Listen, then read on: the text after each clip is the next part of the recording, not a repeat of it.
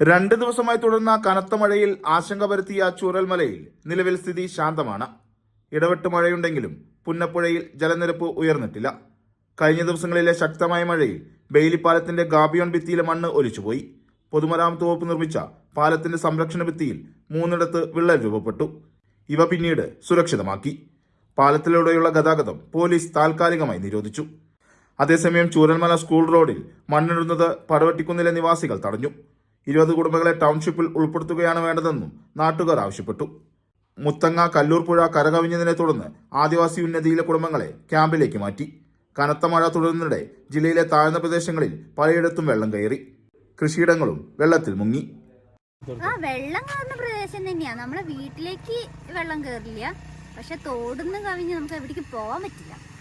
ഇവിടെയൊക്കെ ഇപ്പൊ ഇത്രയല്ലേ ആയിട്ടുള്ളൂ. കുറച്ച് കഴിയുമ്പോൾ ഇത് മുട്ടിന് മേലേക്ക് വരും. കുറച്ചുകൂടി ഇവിടേക്കൊക്കെ മുട്ടിന് മേലേക്ക് വരും.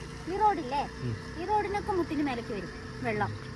ഇപ്പൊ ഞങ്ങൾ രാവിലെ പോകുമ്പോ ഇത്ര വെള്ളം ഉണ്ടായില്ല, തീരെ ഉണ്ടായില്ല. റോട്ടിലേക്കേ വെള്ളം ഉണ്ടായില്ല. തിരിച്ചു വരുമ്പോഴത്തേക്കിനും ഇത്രയായി. വൈകുന്നേരം ആകുമ്പോഴത്തേക്കിനും എന്തായാലും മുട്ടുവരെ ഉണ്ടാവും. ജലനിരപ്പ് ഉയർന്നതിനാൽ ബാണാസുര സാഗർ ഡാമിന്റെ ഷട്ടർ നാളെ തുറക്കും. സെക്കൻഡിൽ 50 ക്യൂബിക് വെള്ളം ഘട്ടം ഘട്ടമായി പുഴയിലേക്ക് ഒഴുക്കിവിടും. പുഴയുടെ തീരങ്ങളിലുള്ളവരും താഴ്ന്ന പ്രദേശങ്ങളിൽ താമസിക്കുന്നവരും ജാഗ്രത പാലിക്കണമെന്നും നിർദ്ദേശമുണ്ട്. നിലവിൽ ജില്ലയിൽ റെഡ് അലർട്ടാണ്.